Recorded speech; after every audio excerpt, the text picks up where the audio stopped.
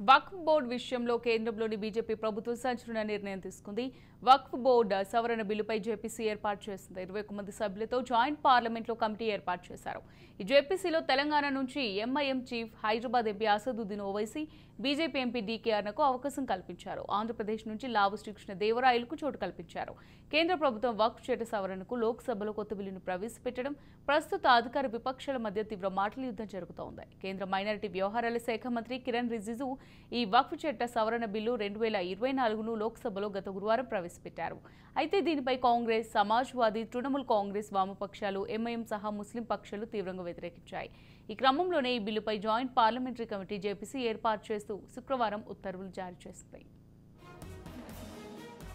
ఇక ఇదే అంశానికి సంబంధించి మరింత సమాచారం మా ప్రతినిధి స్వప్న అందిస్తారు. స్వప్న, మొత్తానికైతే వక్ఫ్ బోర్డు నిర్ణయం సంబంధించి మార్పులు చేయాలి.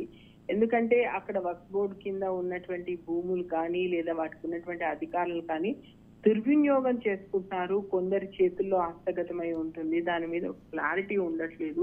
దానికి సంబంధించి అది ఎప్పుడో చేసుకున్నటువంటి బిల్లు కాబట్టి ఇప్పుడున్న పరిస్థితులకి అది అనుకూలించదు అని చెప్పేసి వక్ఫ్ బోర్డుకు సంబంధించినటువంటి సవరణలు చేయాలని చెప్పేసి అయితే బీజేపీ ప్రభుత్వం భావించింది. దీనికి సంబంధించి అయితే ప్రధాన ప్రతిపక్షంగా ఉన్నటువంటి కాంగ్రెస్ కానీ కొన్ని పార్టీలు కానీ దీన్ని పూర్తి స్థాయిలో వ్యతిరేకిస్తున్నాయి. ముఖ్యంగా మన దగ్గర నుంచి అయితే ఎంఐఎం తీవ్రంగా తప్పుపడుతుంది.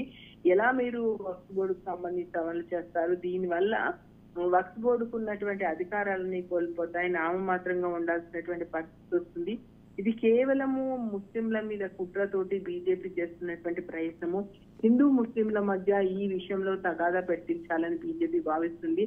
దీనికి మేము ఎట్టి పరిస్థితిలో ఒప్పుకోమండంతో అలాంటిది ఏం లేదు.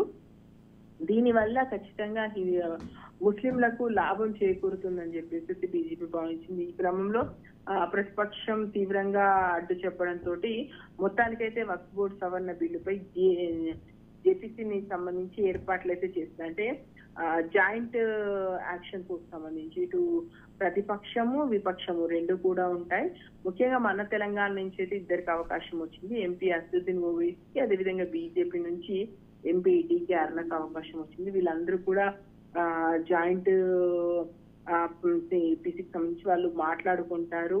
ఏ నిర్ణయం తీయాలి, దానిలో మార్పులు చేర్పులు ఏమన్నా చేయాలా, అసలు వక్ఫ్ బోర్డు సవరణ చేయాల్సినటువంటి అవసరం ఉంది, ఎవరి వాయిస్ ఏంటి అని విన్న తర్వాత ఒక నిర్ణయం తీసుకునే అవకాశం ఉంది. నిజంగా దీనిలో సవరణ చేస్తే మాత్రము ఖచ్చితంగా ఇది చాలా సీరియస్ ఇష్యూగానే పరిగణించాల్సినటువంటి అవసరం ఉంది. చూడాలి దీని మీద ఎలాంటి ఇంకా ఎవరెవరికి ఏమేమి మాట్లాడతారు, లేదా దీన్ని సవరణ బిల్లును ఆమోదించాలని బీజేపీ వస్తుందా అనేది. Right, thank you Swapna.